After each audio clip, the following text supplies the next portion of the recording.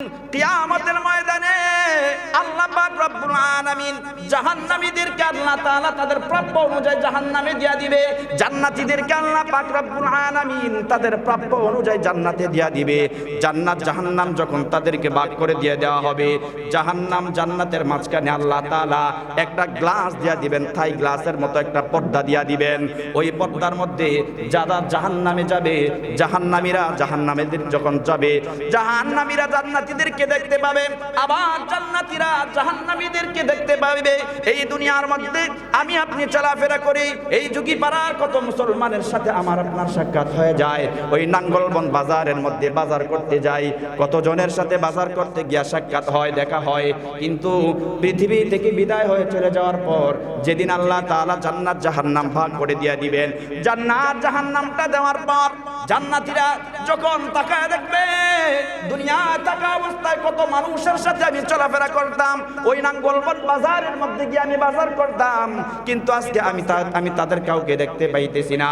জান্নাতীরা হাঁটতে হাঁটতে যখন একেবারে ওই জান্নাতের যে দুই পাশে একটা গ্লাস থাকবে, ওই গ্লাসের নিকটে যখন যাইবে, যাওয়ার পর তাকায় দেখবে দুনিয়ার ওই সমস্ত মানুষদেরকে দেখা যায় যাদের সাথে ওই নাঙ্গলবন বাজারের মধ্যে আমরা বাজার করতাম, সকালবেলা চায়ের দোকানে বসে বসে চা খাইতাম আর আড্ডা দিতাম। এদেরকে কিছু মানুষ দেখা যায় এরা জাহান্নামের মধ্যে আছে। এবার জান্নাতীরা ডাক দিয়া বলবে, কি ব্যাপার, দুনিয়াতে থাকা অবস্থায় তোমাদেরকে তো আমি দেখতাম তোমরা আমার সাথে বাজার করতাম, চার দোকানে বসে বসে তোমরা আমার সাথে চা খাইতা, কিন্তু আজকে এমন কি হলো, কোন জিনিস তোমাকে আজকে জাহান্নামে নিয়ে আসলো? আল্লাহ বলবেন, মা সালাকাকুম ফি সাকর, কোন জিনিস তোমাদেরকে এই সাকর নামক জাহান্নামের মধ্যে নিয়ে আসলো? এবার তারা বলবে, ক্বালু লাম নাকু মিনাল মুসাল্লিন। ওই জাহান্নামীরা চারটা উত্তর দিবে। এক নাম্বার উত্তর হচ্ছে ক্বালু লাম নাকু মিনাল মুসাল্লিন, দুনিয়াতে থাকা অবস্থায় আমরা নামাজ পড়তাম না। এ মুসলমান, একটা বার আপনি আমি চিন্তা করে দেখেন, আমি আপনি আজকে বাজার করতেছি, একই বাজার, আমি আপনি চলতেছি, একই রাস্তা দিয়া চলতেছি, প্রত্যেকদিন আমার আপনার সাথে সাক্ষাৎ হয়, না জানি কোন এমন মানুষটা, আপনার কোন বন্ধুটা সেদিন জান্নাত আর জাহান্নামে গিয়া দেখা হয়ে যায়, আর আপনারে প্রশ্ন করে বলবে, কি জন্য তুমি জান্নাতের মধ্যে আসতে পারো নাই? তখন না জানি আপনাকে আল্লাহ তাআলা ওই সাকর নামক জাহান্নামের মধ্যে নিক্ষেপ করে। এ মুসলমান, পয়গম্বর সাল্লাল্লাহু আলাইহি ওয়াসাল্লাম হাদিসের মধ্যে নবী বলেন, ঈমানদার এবং কাফেরের মাঝে পার্থক্য হচ্ছে নামাজ। বাইনাল কুফরি ওয়াল ঈমানি তারকুস সালাত, ঈমানদার এবং মুমিনদের মধ্যে পার্থক্যকারী হচ্ছে নামাজ। ঈমানদার নামাজ পড়বে, বেঈমান যেমন নামাজ পড়ে না, কাফেরের যেমন নামাজ নাই।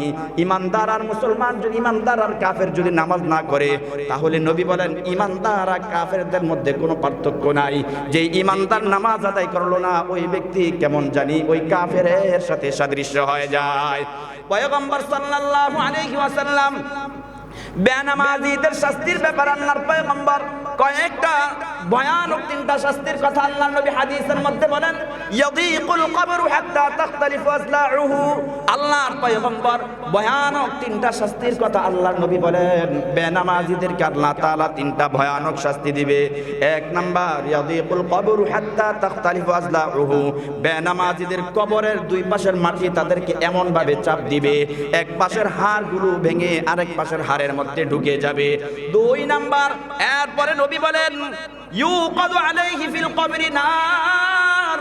দুই নাম্বার, দুনিয়ার মধ্যে যেই সমস্ত মানুষ নামাজ পড়ে না, বেনামাজির দুই নাম্বার শাস্তি হচ্ছে ওই বেনামাজির কবরের মধ্যে আল্লাহ জাহান্নামের আগুন চালু করে দিবে। এ মুসলমান যুবক ভাই ও বৃদ্ধ বাবা, একটা বার চিন্তা করো দুনিয়ার আগুনটা কি পরিমাণ হিট। দুনিয়ার আগুন থেকে 70 গুণ বেশি ওই জাহান্নামের আগুনের হিট। নামাজের সময়টা যখন হয়ে যায়, এই মসজিদের সামনে দিয়ে তুমি হেঁটে যাও, মসজিদে যাওয়ার জন্য তোমার মনটা কাঁদে না।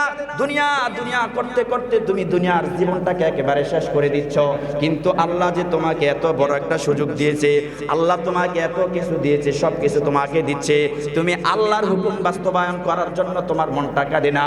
এ যুবক, তোমার বয়সটা কত হয়েছে রে ভাই?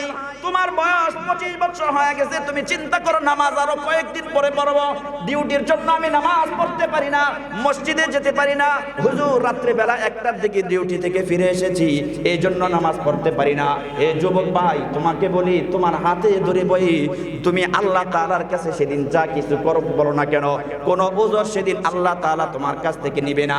এ বৃদ্ধ বাবা, তোমার বয়স 60 বছর হয়ে গেছে, 70 বছর হয়ে গেছে, এখনো তুমি চিন্তা করো নামাজ না পড়লে আমার ঈমানটা ঠিক আছে। এ মুসলমান, শয়তান তোমাকে স্পষ্ট ভাবে ধোঁকা দেয়।